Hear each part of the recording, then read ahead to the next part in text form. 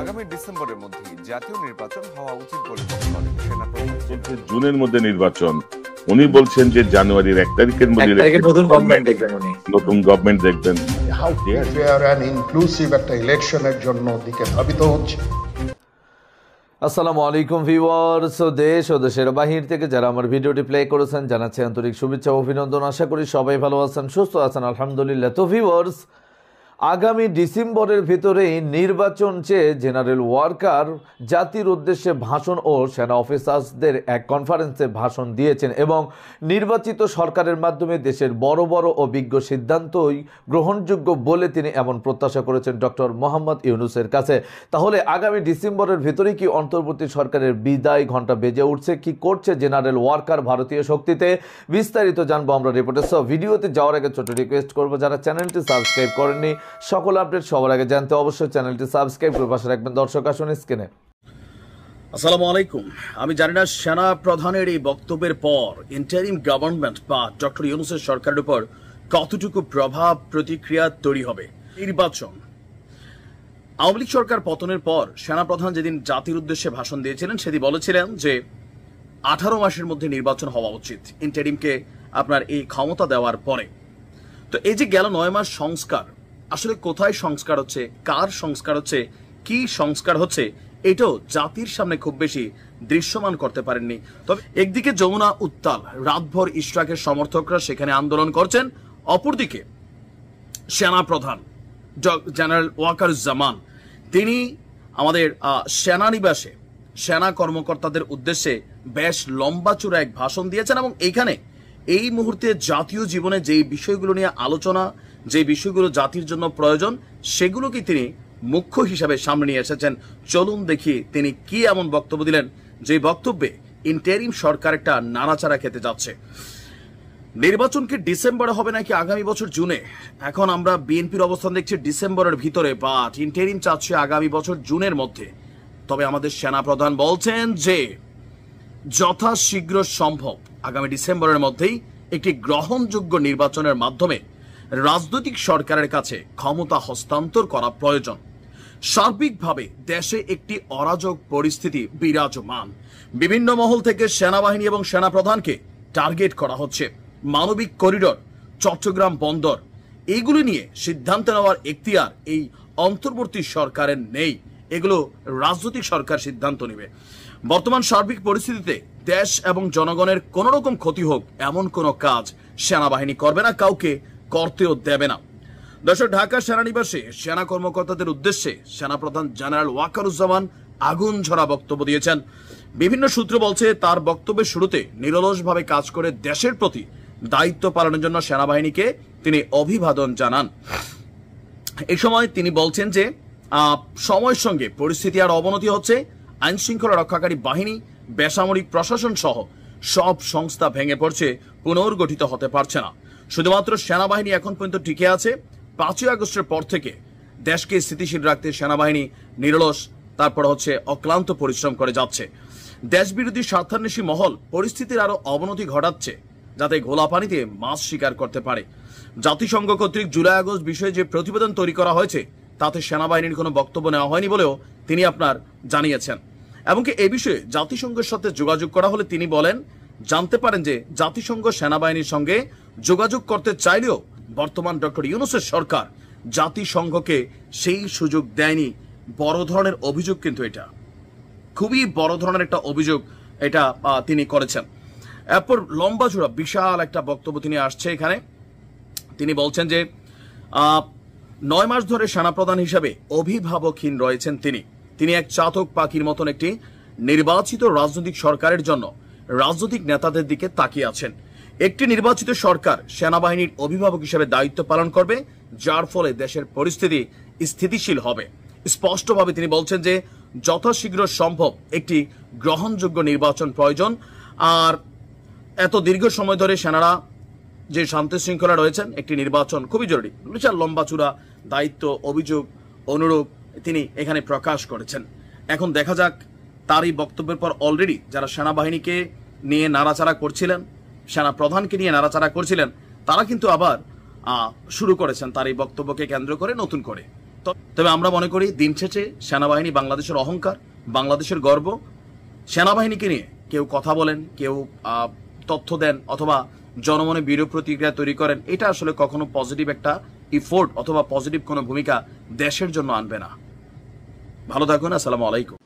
তদন্ত কমিশন হচ্ছে আবার একটা, আমাদের সর্বদা আমরা চেষ্টা করব তদন্ত কমিশনকে সহায়তা করতে।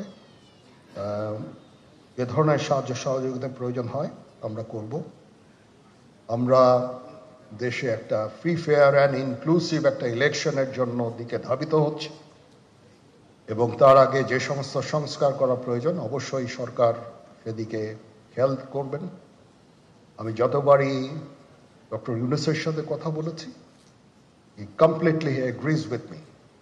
There should be free, fair and inclusive election, and that election should be within December or close to that. যেটা আমি এর প্রথমেই বলেছিলাম যে 18 মাসের মধ্যে একটা ইলেকশন। আমার মনে হয় যে সরকার সেদিকেই ধাবিত হচ্ছে। ডক্টর ইউনূস যথাসাধ্য চেষ্টা করে যাচ্ছেন এই দেশটাকে ইউনাইটেড রাখতে, কাজ করে যাচ্ছেন উনি। ওনাকে আমাদের সাহায্য করতে হবে, উনি যেন সফল হতে পারেন সেদিকে আমরা সবাই চেষ্টা করব। আমরা একসাথে ইনশাআল্লাহ কাজ করে যাব। দর্শক, স্ক্রিনে আমরা সে সম্পর্কে বিস্তারিত জানাম। এ বিষয়ে আপনাদের মতামত কমেন্টে জানান। কেউ ভিডিওটি স্ক্রিপ্ট করবে না। হঠাৎ করে জেনারেল ওয়াকার এতটা রাজনৈতিক মাঠে সচল হয়ে উঠলেন কেন? এদিকে ইশরাক বাহিনী এখনো পর্যন্ত যমুনার সামনে বিক্ষোভ। ক্যান্টনমেন্টে ভারতীয় গোয়েন্দা সংস্থার সাথে জেনারেল ওয়াকারের বৈঠক এবং সেখানে ডক্টর ইউনূসও ইনভলভ ছিলেন। কি হতে যাচ্ছে দেশের মধ্যে রাজনৈতিক পট পরিবর্তনে? বিস্তারিত আরো আপডেট রিপোর্টে।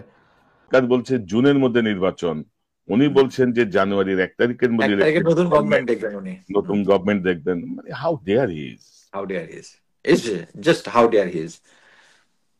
মানে আমি তো বুঝলাম না কিছু।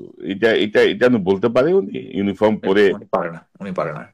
আমার মনে হয় যে অ্যাকচুয়ালি উনি তো একটা এই গভর্নমেন্ট কর্মচারী, তাই না? উনি রাষ্ট্রের চুক্তিভিত্তিক কর্মচারী। কারেক্ট। এই গভর্নমেন্ট তাকে এতদিন কেন সহ্য করতেছে এটা আমার মানে মাথায় ধরে না। আমি কনফার্ম যে প্রফেসর ইউনূস যদি একটা স্টেটমেন্ট দিয়ে তাকে চাকরিচ্যুত করে, হ্যাঁ, ইভেন যেটা নিয়ম অনুযায়ী যেটা আছে প্রফেসর ইউনূস তাকে চাকরিচ্যুত করবে, কোডা ওই প্রেসে পাঠায় দিবে। ইয়াটা হচ্ছে ওনার অ্যাডভাইস অনুযায়ী চুপ সাইন করার কথা, না করলেও কোনো সমস্যা নাই, হি ইজ স্যাকড। সিম্পলি। আপনার মনে আছে না জেনারেল নাসিমের কি অবস্থা হয়েছিল? ধরেন এই যে গদবাঁধা কথা, দেশি বিদেশি স্বার্থান্বেষী মহলগুলো পরিস্থিতিকে আরো অবনতি ঘটাতে চাচ্ছে। তো দেশি বিদেশি স্বার্থান্বেষী মহল কাজ করতেছে না, কাজ করতেছে ইন্ডিয়া এবং আপনার সাবেক অভিভাবক হাসিনা। এবং আপনি দর্শক আপনারা লক্ষ্য করেছেন যে আজকে যে শিরোনাম থাম্বনেইলে আমি গানের লাইন দিয়েছি, আমি কি বলিব আর বিচ্ছেদের আগুনে পুড়ে কলিজা আন্ধার। যেহেতু তিনি গান পছন্দ করেন, আচ্ছা, তারপরে দেখেন যে তিনি বলছেন যে জাতিসংঘ কর্তৃক জুলাই আগস্ট বিষয়ে যে প্রতিবেদন তৈরি করা হয়েছে তাতে সেনাবাহিনীর কোনো বক্তব্য নেওয়া হয়নি। এ বিষয়ে জাতিসংঘের সাথে যোগাযোগ করা হলে তিনি জানতে পারেন যে জাতিসংঘ সেনাবাহিনীর সাথে যোগাযোগ করতে চাইলেও বর্তমান সরকার জাতিসংঘকে সে সুযোগ দেয়নি। আচ্ছা, আপনার কি মনে হয় ডক্টর ইউনূস জাতিসংঘকে আহ্বান করেছে এই তদন্তটা করার জন্য? প্রথম পদক্ষেপ। জাতিসংঘ তার রিপোর্টে বলছে যে সেনাবাহিনী তাদেরকে রেসপন্ড করে নাই। তো সেনাবাহিনী বলতে পারতো যে ভাই আমরা করতে চাই, সরকার দেয় নাই আমাদেরকে, আমরা সরকারের তোমার সরকার থেকে পারমিশন নিয়ে আসলাম। এখানে অফিসারদের সামনে সে কিন্তু লাই করলো, একদম পিওর মিথ্যা কথা বললো। রিপোর্টের মধ্যেই বলা আছে সেনাবাহিনীর সাথে, এবং সেনাবাহিনীর সাথে একদম যোগাযোগ করে নাই তা না, কিছু কিছু অফিসার এবং কিছু কিছু কন্ট্রাক্টের সাথে তো তারা যোগাযোগ করেছে। কারণ আমি যেহেতু মানে এই টিমটা এখান থেকে যাওয়ার সাথে আমি কিছু কোঅর্ডিনেশন করে দিয়েছিলাম যে ইয়াতে, সো আমি ব্যাপারটা জানি, কিছু কিছু জানা আছে। তারা মানে জাতিসংঘ সেনাবাহিনীর অফিসিয়াল বক্তব্যটা পায়নি। বুঝিনি, সেনাবাহিনীর অফিসিয়াল বক্তব্যটা পাইনি, অফিসিয়ালি সাপোর্ট করেন, হেল্প করে নাই। মানে এই সেনাবাহিনী তো কোনো সাপোর্টই করে নাই এখানে, এটা তো সেনাবাহিনী কোনো সাপোর্টই করে নাই, কোনো কিছু করে নাই। এবং পরবর্তীতে রিপোর্ট, একটা জিনিস আমি আপনাকে বলতে পারি, এই যে যে টিমটা জাতিসংঘ থেকে গিয়েছিল, এখানে কিন্তু একজন কলকাতার দাদাবাবু ছিল কিন্তু ওই টিমের মধ্যে। হ্যাঁ, টিমের মধ্যে কিন্তু কিন্তু সে ইচ্ছা করলেই তো পারবে না, কারণ দেয়ার আর আদার টিমের মধ্যে আরো অনেক অনেক অনেক আছে, এবং সবাই জানে যে ইন্ডিয়ার একটা ইন্টারেস্ট আছে। বাট ফাইনালি যদি ওইরকমই হইতো, যদি কোনো তারা যদি কোনো অনিয়ম করতো, ওই দাদাবাবু তো দাঁড়াই দিত যে ইউএন এখানে এখানে অনিয়ম করতেছে, অন্যায় ভাবে করতেছে। ওটা কিন্তু দাদাবাবু ছিল একজন, আমি নামটাও জানি, এখন বলবো না জিনিসটা আর না। কি। তো তারপরে আমি আরেকটা প্রসঙ্গে যাই, অনেক অনেক বক্তব্য তিনি বলেছেন যে সংস্কার সহ বিভিন্ন জাতীয় গুরুত্বপূর্ণ বিষয়ে সরকার কি সিদ্ধান্ত নিচ্ছে বা কিভাবে নিচ্ছে সে বিষয়ে দেশবাসীর পাশাপাশি তিনি এবং সেনাবাহিনী অবগত নন বলে হতাশা ব্যক্ত করেন। পরবর্তীতে এক প্রশ্নের উত্তরে তিনি উল্লেখ করেন যে প্রথম দিন থেকেই প্রয়োজনীয় সংস্কারের বিষয়ে তিনি বারংবার সরকারকে অনুরোধ করেছেন, তবে সরকার অনুরূপ সংস্কারের বিষয়ে সত্যিকার অর্থে সিরিয়াস নয় বলে তিনি উল্লেখ করেন। মানে আপনি অবস্থাটা দেখেন। অথচ কিন্তু 10টা সংস্কারের মধ্যে 6টা কিন্তু অলরেডি রিপোর্ট দিয়ে দিছে আরো 2-3 মাস আগে, সংস্কারের ইয়াতে কিন্তু দিয়ে দিছে আরো আগে। তবে মানে তবে আপনার মূল উনি চাচ্ছে উনি যেহেতু ইন্ডিয়ার এজেন্ট, ইন্ডিয়া ওই জিনিসগুলো চায়, সো উনি যদি এটাতে ইনভলভ থাকে বা থাকে, হ্যাঁ, তাহলে তো উনি ওনার চয়েস মতো লোক দিতে পারবেন। হ্যাঁ, এই জন্য উনি চাচ্ছে যে আর্মির মধ্যে। বাট কথা জিনিস হচ্ছে, এটা কিন্তু আর্মির মানে জব ডেসক্রিপশন জুরিডিকশনের মধ্যে পড়ে না, তাদের চার্টার অফ ডিউটির মধ্যে এটা পড়ে না। দর্শক, স্ক্রিনে আমরা সে সম্পর্কে বিস্তারিত জানাম। সো ভিডিও এই পর্যন্ত, ভালো লাগলে লাইক এন্ড কমেন্ট করবেন। দেশের সকল আপডেট সবার আগে জানতে অবশ্যই চ্যানেলটি সাবস্ক্রাইব করে পাশে রাখবেন। দেখা হবে পরবর্তী ভিডিওতে ইনশাআল্লাহ। আসসালামু আলাইকুম ওয়া রাহমাতুল্লাহ।